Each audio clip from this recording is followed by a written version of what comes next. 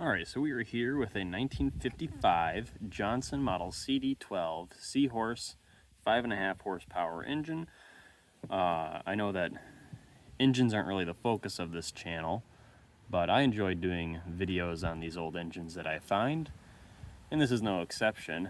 I bought this in completely as-is condition. I found out that the fuel lines were garbage. Carburetor needed a serious cleaning, and I needed a special gas tank for it. So I got all those things together, and I got this engine to work. Now, when I got it, the recoil was bad. This is our recoil here, and it's missing the guts. It's just the shell for it. So I got a replacement recoil off of Fleabay that works. It's for one of these. And I did already unbox it, so unfortunately we don't get an unboxing, but it didn't come with the hardware. But I saved the hardware from this one because I saved the whole thing, and we have that. I also have a spare line here because I replaced the fuel line going from the tank connector to the carburetor, but I did not replace the air line going from the engine to the gas tank. These engines are a little weird. There's no fuel pump on them. How they work is, here, I'll just show you. So over here we have our special fuel connector. Now this looks standard if you look at it from this angle, but if you look at it from this angle, you can see that it actually has two ports. One for air right here, and then this one's for gasoline. And what this engine does is it pumps air from the engine down this line, which goes to the gas tank, and that pressurizes the gas tank to like 3 or 4 psi, which forces the gas to go back through and up into the carburetor through this line over here, which eliminates the need for an actual fuel pump, which is just kind of interesting. And this weird headphone jack looking thing, that's just to lock the connector in place.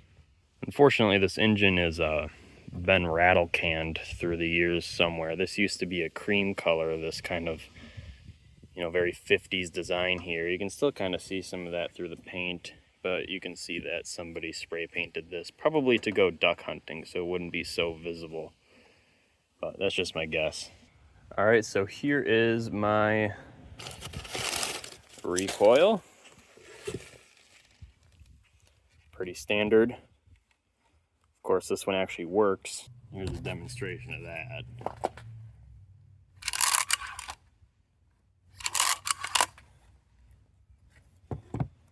It's pretty simple to get the hood off of these things. You just unclip that and unclip that right here. Then you can just kind of stick your hand somewhere on one of these two sides and it should come apart, revealing our engine. And then you can just take this all the way apart. It's kind of hard to do with one hand, but it is doable. I'll mention that I actually have this mounted on a utility trailer just for ease of access, and utility trailer is actually about the same age as the engine, which is kind of funny. Well, I was originally going to make this 2 videos because there's quite a few little jobs that has to be done on this. 2 main ones. One for replacing the recoil, and then another one for replacing the gasket on the gas tank. Because I had this thing out in the water, it was working fine, but eventually that gasket just kind of, fell apart and it started leaking air, and it caused a big loss of power. The way that the recoil works is when you move it, a couple of little claw things come out of those 3, scorb snorblers right there, and they latch on to those things right there, and they twist those, which in turn turns the flywheel, which causes the sparkulators to sparkulate and the fuel to suck, which then it goes bang, and that's what you want.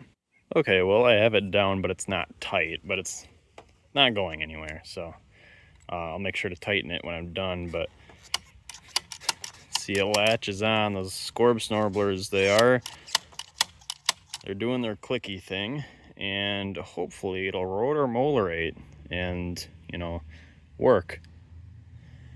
There is fuel in the bowl, a little bit of fuel in the bowl. You can maybe see it, yeah, when I move it right there in that glass thing, but I don't think it'll start, which is good. I don't want it to start because it's not in water, which means that the coolant pump won't push. All right, well, yep, works. Perfect.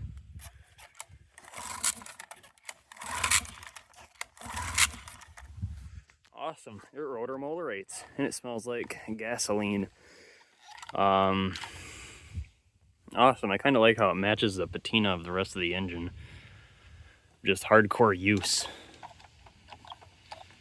And that twerko-squirculates right there, all good. Beautiful.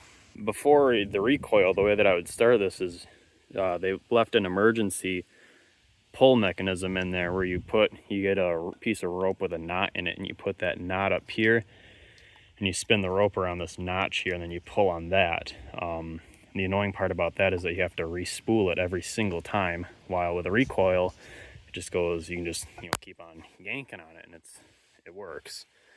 So this is going to make starting a lot easier. All right, now let's focus on this air supply line. Now I believe this line is from 1955 because it's in the same shape as the other one, the fuel line. And I believe that one was also original, so yeah, this is my replacement right here. All right, checking out our old line here, there is a little crack in the connector. I don't think it was leaking air because I don't think it's that deep, but this is pretty stiff, so it's probably a good thing to be replacing it. I mean, plus it just has a crack in it in general. It's not a good thing. Luckily, I do have some leftover, and that should be more than enough length. In fact, I might actually trim that so I have some extra for, whatever else comes my way. Okay, well, I have that one down, and these seem tight enough. Maybe I'll clamp them just for safety's sake, but I don't think they're gonna go anywhere. I do have a little extra on this one too. I ended up not cutting it because I was too lazy to get the utility knife, but in the future maybe I will cut it. And it's not touching anything that would be hot right now. This is just this barrel looking thing is just one of the things going up to the carburetor for air intake, so we're good there. That's not gonna get warm. So yeah, this should be good now. All right, well, that looks a little better. Now that this is actually populated up here instead of just a hole. Not that you can really use it with the hood on if it doesn't have that anyway, because, once you get that started, that flywheel is spinning at a few hundred RPM, and you can't really, reach your arm across it to attach the hood, especially if it's on the back of a boat in the water. So I had to use it without the hood when I was actually using it. But now that we have that back on, we are good to go. These were pretty stylish engines back in their day. I really wish this wasn't, spray painted. But maybe that'll be a project for another day, is just kind of, physically restoring this. Because I think you can still get these decals and stuff. This would look really good if it was, still that cream color. Just looks very 50s. We have one forward gear. This is your gear selector. And then a reverse gear. Neutral in the middle. Okay, well, that should do it for now. I guess next is to do the gas tank, so I gotta wait a few more days to get that because it's in the mail right now. But yeah, so far so good. Here we are a few days later on the 55 Johnson Seahorse CD-12, and we're gonna be changing the lower unit gear oil. It's a job that sounds harder than it is. It's really quite simple. The Wisconsin heat and the summer allergies are kicking in full swing today, so apologies for that. But yeah, we're going to be draining the gear oil and then replacing it. And what that does is that lubes up all the gears down here. Now I'm really familiar with this engine because I took it completely apart and put it all back together. And I do know that the oil down here is pretty milkshaky. So, that's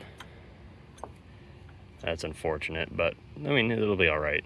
And I'm using ADW90 gear oil for this. I think it needs 9 ounces, so 1 quart is basically just a lifetime supply. And this stuff you can get this stuff for like 10 bucks. This is marine grade. This is what I use in the transmissions in my trucks, the manual transmission gear oil. I mean, it's the same thing. So yeah, basically what you do here is you just take out your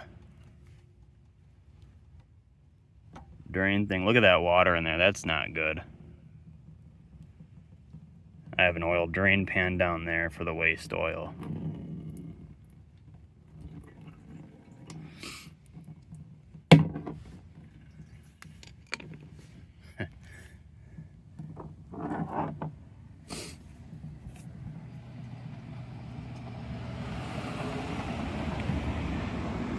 Oh man, holy Barb. Barb, please come home. Jeez, that's some of the worst stuff I've ever seen. Oh, that's terrible. Maybe I should give it a little washout with some of the new stuff. I can't believe this thing was working as good as it was with this stuff in it. Oh my gosh, I was cruising all around the lake. I put a couple miles on this thing. Oh boy, not great. All right, well, while we let that drain, the place where you put your new oil in is just up here, and you can stick that little nozzle from the bottle in there and give it a squeeze, and you basically just fill it up until it starts coming out the top. Simple as that. Fair warning though, this heavyweight oil stinks real bad. It smells like rotten eggs. And it will get into your clothes. I remember when I did the manual transmissions on my trucks, it got into my clothes, and it stayed in my clothes for like a few months. So just fair warning. So, you know, just because I have a lot of extra, what I'm doing is I'm sticking the bottle in there, and I'm just kind of washing this out.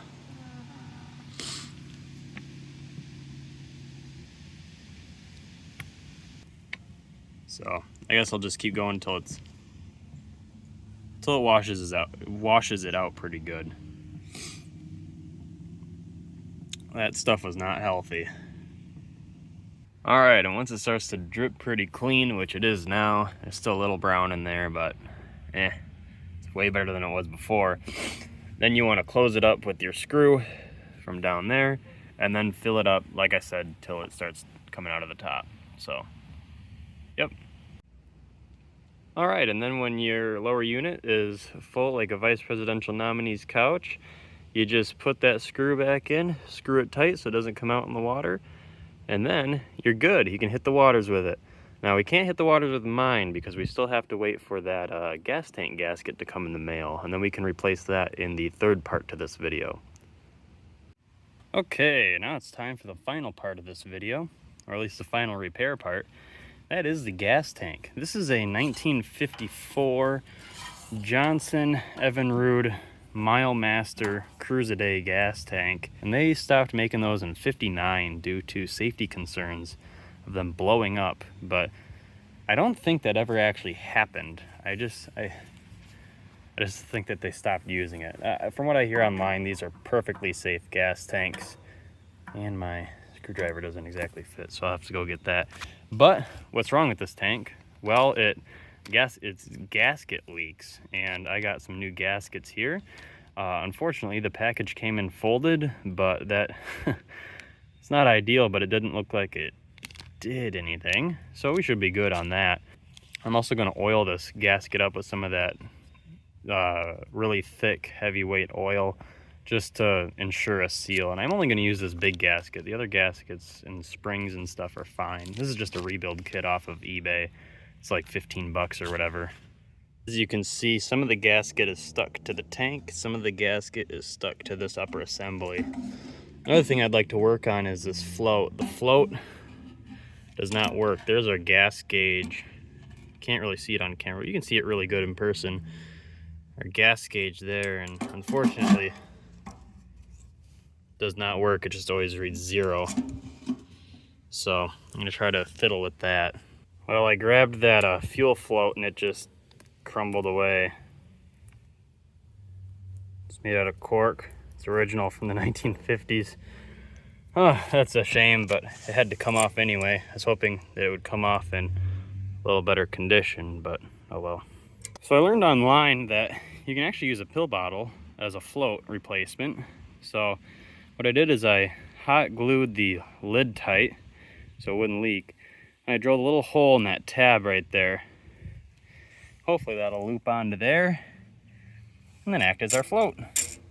Just like that. And of course that won't be quite as accurate as the one that was looped around the metal, but it's still better than it just constantly reading 0. Next thing to do is sand the remaining parts of that gasket off. This gasket was caked on. Like there's little parts of gasket all over the place from where I was scraping. I didn't really get any in there. At least I tried not to, but you can see where I sanded right there, and it's still really rough right there and will leak air. So I'm gonna sand this and get all that gasket off. Well, that's looking a little better. And as you can see, I was so gentle that the paint that was still on the bottom is still there. It did not take the paint off, just the gasket. There wasn't a lot of paint left on the bottom of this thing, but yeah. So just make sure to be gentle if you do that. Just like that, our new gasket is up and our float is working. It's reading 3/4 of a tank, pretty much exactly. That's about right, exactly where it is. Okay, our new gasket is installed. It's nice and tight. Everything's put down. The only thing that I have to do yet is reinstall the little chain up there because I had to get the gasket on and that was in the way. Look at how corroded and nasty that is. Little chain holder. It's from the old gas. Luckily the rest of the tank is not like that. I think it was cleaned. Just like that, that's all installed. And we are good to hit the waters now, both with the motor and the tank. One last step. Wipe up all that excess heavyweight oil because that stuff stinks. There we go, that's a little better. Now it's just time to load up the car and go hit the waters.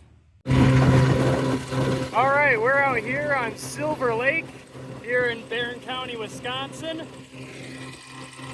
And she works. She works great. Started right up with that new pull start. I brought a rope just in case. And we are cruising around. Amazing.